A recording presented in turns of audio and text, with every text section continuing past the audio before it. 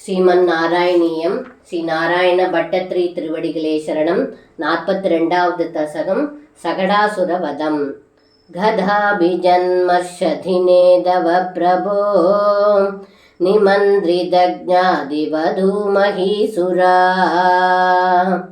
மகானசஸ்த்வாம் சவிதே நிதாயசா महानसाधौ वृधे व्रजेश्वरी तधो भवद्राननियुक्तबालक प्रभीदिशङ्ग्रन्थनसङ्गुलारवैः विमिश्रमस्राविभवत्समीपदः परिस्फुटद्दारुचडच्चडारवः ततस्तदागर्णसम्भ्रमश्रम प्रगम्भिवक्षो जबराव्रजाङ्गनाः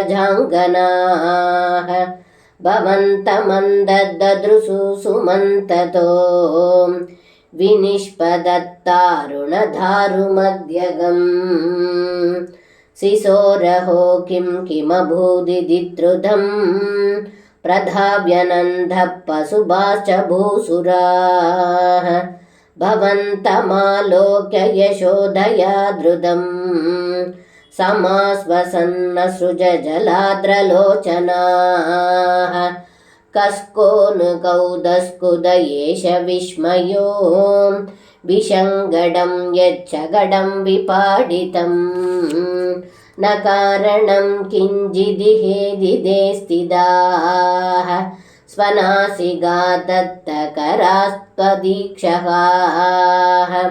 कुमारगस्यास्य भयोदरादिन प्ररोदने लोलपदाम्बुजाहदम् मया दृष्टमनो विपर्यगा दिधिसदे बालगा जगूः बिहाददा किञ्चिद जानधामितं कुमारगानामधिदुर्गडं वसः भवत्प्रभावा विदुरैरिदीरिदं मनागिवासंयददृष्टभूधनैः प्रभालदाम्रं किमिदं पदक्षतं सरोजरं यौवनुकरौ विरोचितौ इति प्रसद्भत्करुणातरङ्गिता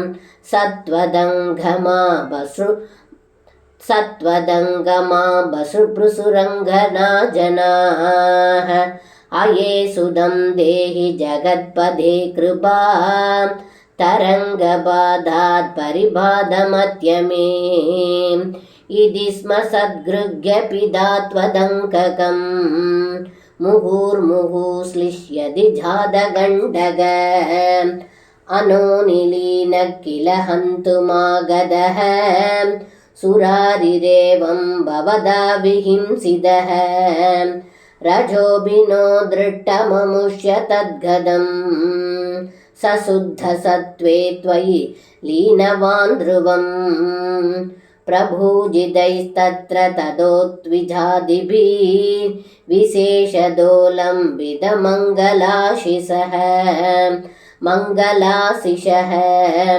व्रजं निजैर्बाल्यरसैर्विमोहयन् मरुत्पुरादिसरुजां जहीहि मे.